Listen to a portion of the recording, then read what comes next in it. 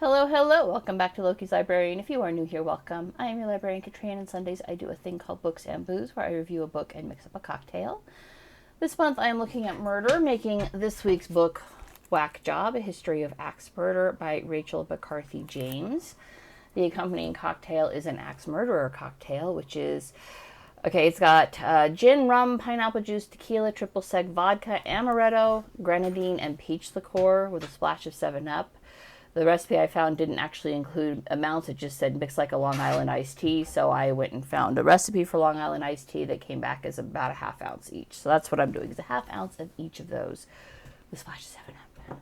So let's do this. Oh, you know what? This is going to be easy. It's a ½ ounce of literally everything. I don't even have to, doesn't even matter which order I pour them in. So this book is a very brief history of the axe and a few moments in time when it's been used for something other than chopping wood.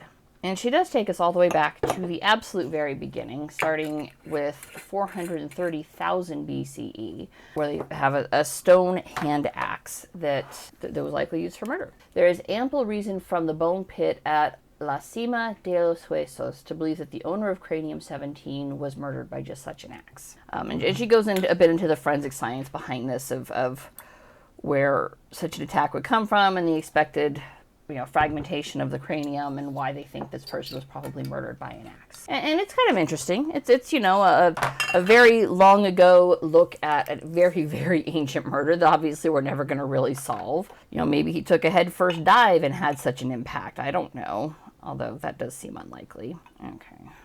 I'm building fast because the review's not that long. And it's natural to want to... And the author does spend some time speculating as to how and why.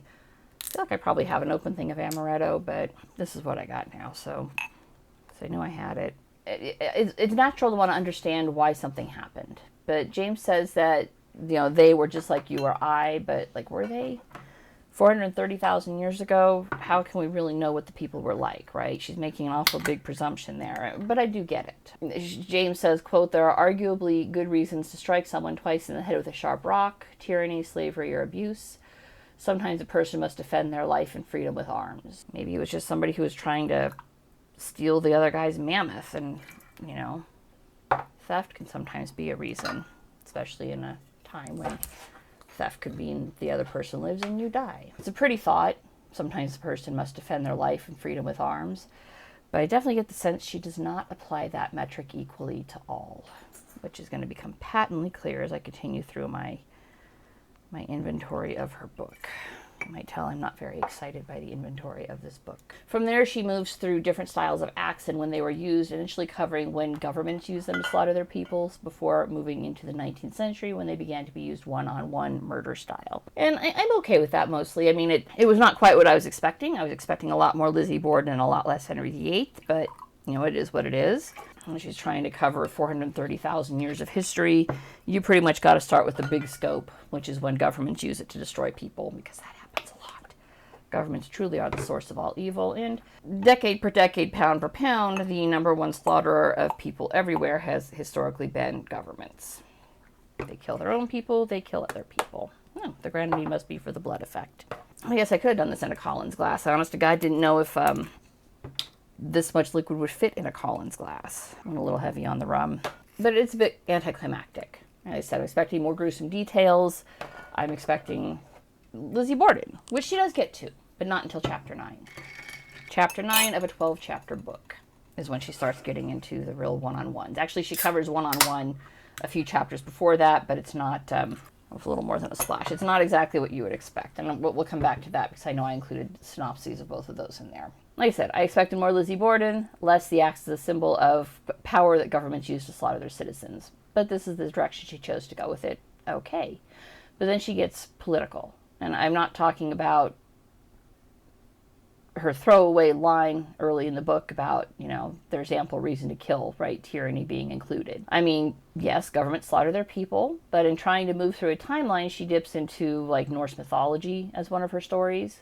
Quoting from the Prose Edda, specifically the saga of Eric the Red, the saga of the Greenlanders, when discussing Freydis Eriksdottir, who may or may not have existed. I found it odd that with 430,000 years of history, James couldn't find an actual known crime to match with the iron shipbuilding axe with which she introduced Chapter 5. I mean, hell, a lot of that history is in recorded history, and we know the Vikings used axes, so she couldn't find one that actually matched it. She had to dip into Norse saga. And when she was discussing the pelekes, which is a Greek axe, my real irritation kicked in, so that was kind of early, because I think she went from the Stone Age to the Egyptians to the Greeks, as James waxes poetic on the queerness of Hercules. You know, the Greek hero Hercules was apparently a closeted trans woman. It's not too bad. Kitchen sink cocktails usually suck, but this isn't too bad. Yeah. And tequila. There's something about tequila that really overwhelms, but it's not too bad. I can see where this will fuck you up fast, though, because it goes down pretty easy. It's a conclusion that James reaches based on Hercules being forced to wear women's clothing and giving his wife Omphale the axe of the Amazon queen Hippolyta, because Omphale is the top in the relationship. Or maybe it's because Omphale was not his wife, but she was a queen. Yeah, I Googled that because it's been a while since I read Homer, right? Like 30 years since I read Homer, which means it really depends on which translation you're looking at. But the translation I read and what, Google AI kicked out is that Omphale was not his wife, but she was a queen. And an axe taken from one queen is a fitting gift for another queen. And without knowing the context in which he was wearing the women's clothing, you can assume that it was actually a form of humiliation forced upon him, because that was literally what the Greeks would do. I mean, they made him clean out the Stygian stables, right? Which, enormous cows and lots of bullshit. That's a good metaphor for this. Like, on what fucking planet does 21st century political ideology belong in a 3,000-year-old Greek or Roman mythology? I didn't like it when that idiot tried to trans up a female Viking warrior a few years ago when I read this book, right? I don't like modern-day idiocy cast back on ancient myths for no reason other than to pander to a tiny demographic of extremely loud assholes. Don't like it. Like, shut the fuck up, man. It's literally impossible for an academic to not interject their own political ideology in whatever book they're writing, which is why I find it very hard to read a lot of modern works. I'm literally starting to look at, was this book written before or after 2015? Because if it was written after 2015, I kind of got to grit my teeth and go, okay, you're going to find some bullshit in here. Regardless of which side of the political spectrum the author is on, it's going to have some bullshit. That same chapter, she says, quote, tyrants could be almost beloved in the 6th century, but then goes on to say that the beloved tyrant Miltiades built a wall to protect Gallipoli Peninsula from the outside forces. But ends this whole long passage by saying building a wall is, quote, classic tyrant behavior. Ha ha. Dig dig. Guess what? Never mind that walls have been built for literally thousands of years to protect their citizenry against invading forces, like in China or Baghdad, where the walls they built around Baghdad were so good they've only ever fallen twice in history. Once under the Mongolian hordes in the 13th century, and once in the 2000s when America flew in with tanks and planes and airdrop bombs. So that wall did a good goddamn job at protecting its citizenry from invading forces, to only have fallen twice in 1,000 years. But only tyrants build them. She goes on to she goes out of her way to include a chapter about the famous story of George Washington and the cherry tree was false, which literally everybody already knows that never happened. But she did that just so she could include a story about one of Washington's failed early campaigns. Why? Because his buddy, and I'm going to mispronounce this, Tenakarason, was one of the tribal leaders at the time, used a tomahawk to pick a fight with the French, which led to the French and Indian Wars of the 18th century.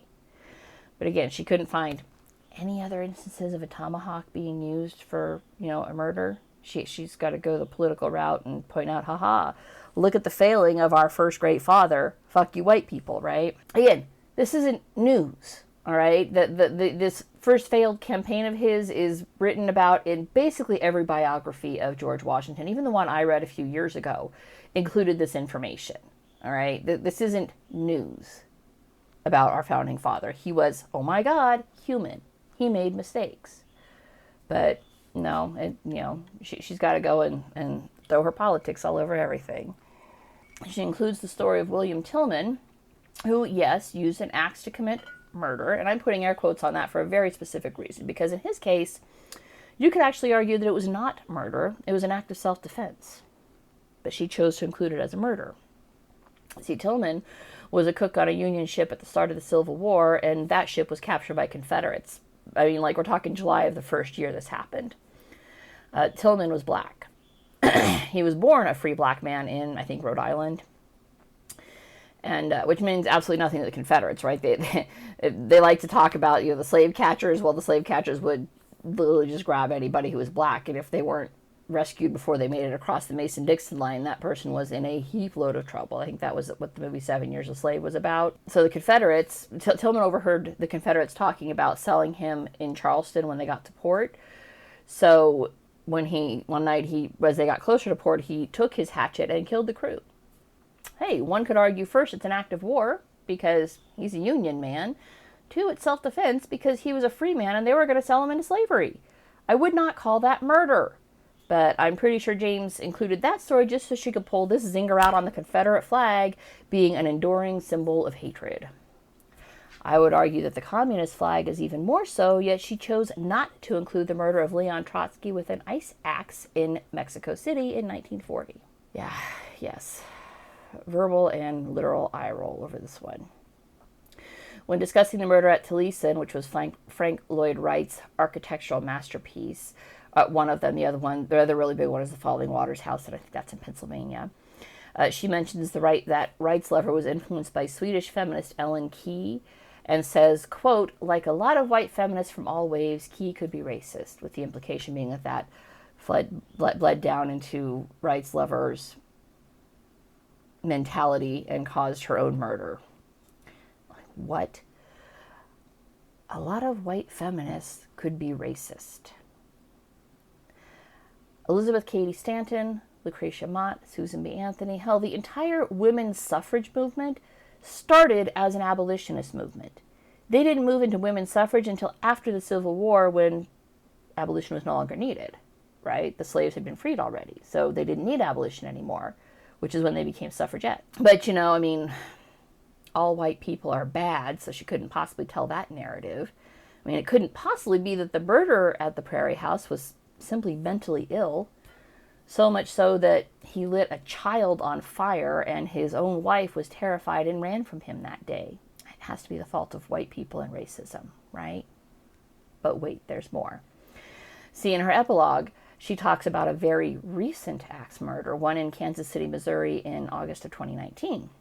The killer there was Mario Markworth. And after an admittedly horrible start in life, wherein he was neglected, starved, and sexually abused while in the care of the state of Missouri, as part of the foster system, Mario was adopted by Doug and Teresa Markworth, who were white. Mario was black, right? And this audacious bitch says, quote, Teresa's self-published memoir does not use the word racism once and scoffs at the idea that her white privilege could have negatively affected her adopted children. End quote. Personally, I think that being sexually abused as a child negatively affected him a hell of a lot more than a white adoptive mother. But, nope. This kind woman who gave him a loving home, kept him safe and protected from harm, by the author's own words, by the way, that's also a quote. He was in a loving home, safe and protected from harm. But the woman who did it was a racist bitch who only adopted a child of color to make herself feel better in her privilege, is the implication. I gotta wonder how James feels about Josephine Baker, who famously adopted 12 children herself from all races and colors, called them her rainbow tribe. But that was probably fine because, Baker was black and did it for love, not because of any privilege she may have had. Josephine Baker is a fascinating woman. The real cap on the epilogue was when she makes excuses for Mario, saying, quote, if Mario wanted to kill 2 people, he would have set about getting a gun. Firearms aren't much more difficult than axes to obtain, end quote. Bet. I mean, she's clearly somebody who has never purchased a gun in her life, because if she did, she would know you have to fill out multiple ATF-mandated questionnaires which ask questions about your mental health and drug use. Wait, drug use, you say? She actually includes that Mario was a marijuana user, but, that could not possibly have been a contributing factor to his mental break that caused him to, kill 2 people with an axe, nor his own belief that he was picked on by the other tenants in his apartment complex. It's all his white mother's fault for not admitting her racism when adopting him. Mario didn't intend to use the axe, but he was just walking around with it. which is a totally normal thing to do in August in 2019 in a highly urban area where one does not have a fireplace or any reason to even own an axe because he lives in an apartment complex. He doesn't have fireplaces. And he has no reason to own an axe. But that's a totally normal thing to do, to just walk around with an axe. Hell, I have one in my car right now. Fucking hell. I really, really wanted to like this book. I really did. I saw it recommended on a Reddit thread, and I thought, that sounds interesting. Let's get that one. And I wanted to like it. But I find the inclusion of her blatant political pandering appalling. Her logical leaps are wholly fallacious, and her excusing of crime based solely on race, rather than the facts of the case, disgusting. And that's it for this week. If you liked what you saw, don't forget to subscribe. Don't forget to call me a racist bitch in the comments. I'm sure somebody out there will get to it. But let's just, keep the ball rolling here every time I go against the message. I'll see you guys next Sunday. Bye.